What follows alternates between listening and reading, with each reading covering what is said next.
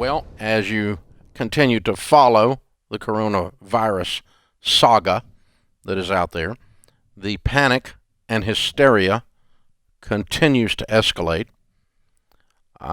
People who are normally level-headed are becoming mean, angry, and out of control. And they're doing damage to themselves and to others around them because of their ignorance and their hysteria. And it's really a sad thing that is happening. My friend Art Laffer says no one makes good decisions when they're panicked or when they're drunk. And when you are panicked, you don't make good decisions. Calm down. You're going to be okay. Calm down. You're going to be okay.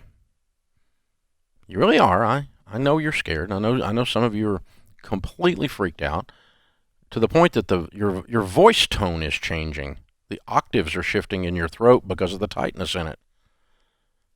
If you catch yourself doing that, you're just a beagle chasing a rabbit at this point. I mean, calm down. Calm down. You're going to be okay. Some of you have lost your jobs. I understand.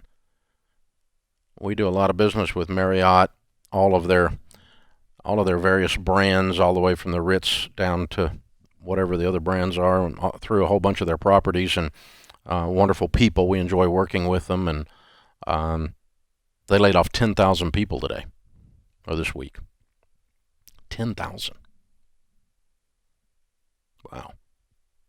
Now, is Marriott going to close down? Ritz-Carlton going to close down? No. Not permanently, no. Most of those folks, if they want their jobs back, will be able to go back there. But it's pretty disturbing for those people that just went home not getting a paycheck. And that's just one example of many out there because of this demand that everyone close by people on their way to work.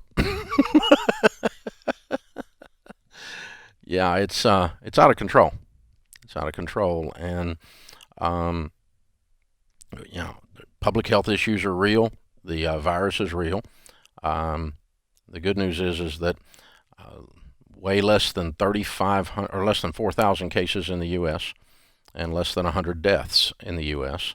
And of course, we all know that that's substantially less than the flu, substantially less than car wrecks. But none of you quit driving cars. You're still driving cars all over the place. Calm down. The number of my friends that I thought had a brain that have called me in the past 24 hours screeching about getting out of the stock market because it's going to completely collapse. Let me explain something to you. If the Fortune 500, the 500 largest companies in America, all become worth zero, you understand that the United States of America has come to an end. So when you have the presupposition in your decision making, you've panicked to the point, or you've been drinking to the point, that you think that the stock market is going to become worth zero, the set of assumptions you've used to do that mean that you have decided that the United States of America is going to come to an end. That the entire economy has collapsed and really a foreign power will come in at that point. That's the decision you're making. Now, guys, that's asinine. And some of you were acting exactly the same way after 9/11, and some of you were acting exactly the same way after 2008. When are you going to learn that we're more resilient than that? And that capitalism and this economy is way more resilient than that. It's off 5% today.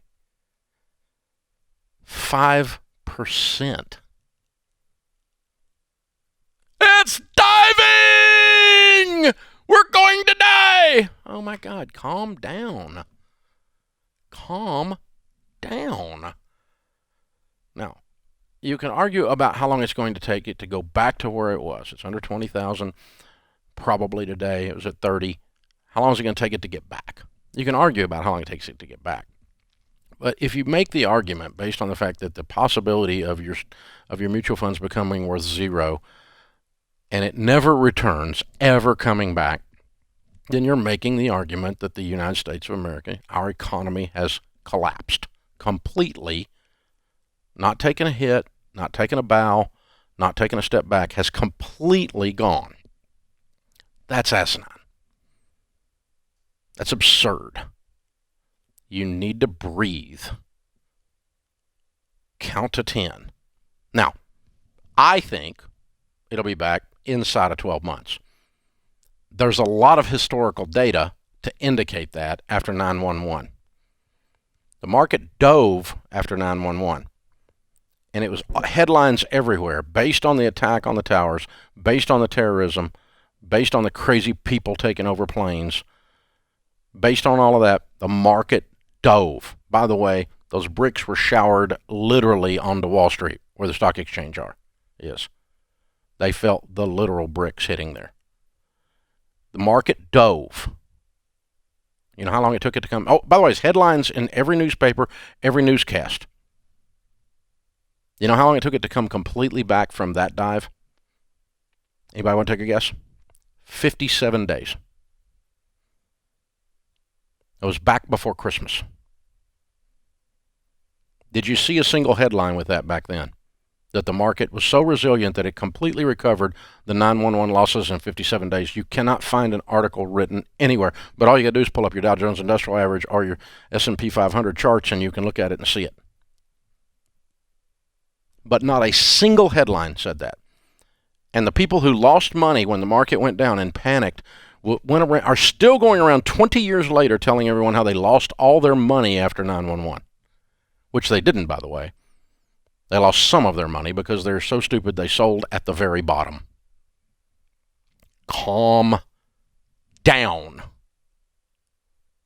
How long did it take to come back after 2008? Year and a half. I don't remember the exact number of days on that one. How long is it going to take it to come back after this? Less than a year. Financially, it's not as big as 2008. That's my prediction, and that's worth what you pay for it. Economists and weather forecasters are the only people that can be wrong all the time and still keep their jobs. So I'm probably wrong. Might be quicker, might be longer. But is it going to take 10 years for the United States to recover from this? Absolutely not. That's asinine. Calm down. You're all right.